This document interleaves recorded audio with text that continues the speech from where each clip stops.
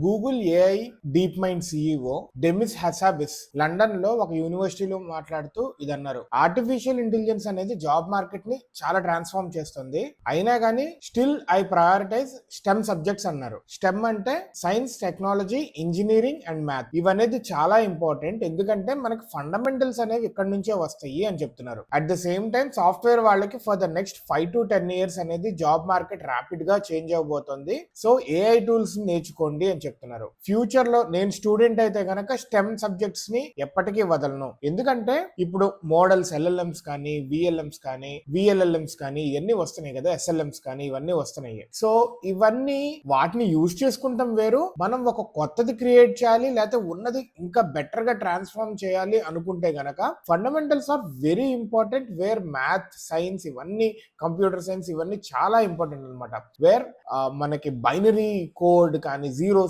Once ఇక్కడ నుంచి very basic system ఎంత ఫాస్ట్ గా పెర్ఫార్మ్ చేస్తుంది అనేది కోర్ అనమాట. ఇది అక్కడ నుంచి నేర్చుకుంటాం అనేది చాలా important. At the same time math ఇదంతా కూడా కావాలి కదా మనకి మెషిన్ లెర్నింగ్ కి, వీటన్నిటికీ. సో అవి ఇంపార్టెంట్. అవి నేర్చుకున్న వాళ్ళు ఎప్పుడైనా కానీ సైంటిస్ట్స్, ఒక క్రియేటర్స్ లెవెల్ కి వెళ్తారు బాగా వచ్చిన వాళ్ళు. ఈ టూల్స్ ని ఇవన్నీ వాడుకున్న వాళ్ళు ఇప్పుడు మనలా డెవలపర్స్ లాగా ఉండగలుగుతారు. సో ఆయన ఇది చెప్పారు. At the same time job market కూడా మారబోతుంది. ఏఐ టూల్స్ మీద బాగా కాన్సన్ట్రేట్ చేయండి. సో దట్ ఫ్యూచర్ లో ఉన్న ట్రాన్స్ఫర్మేషన్స్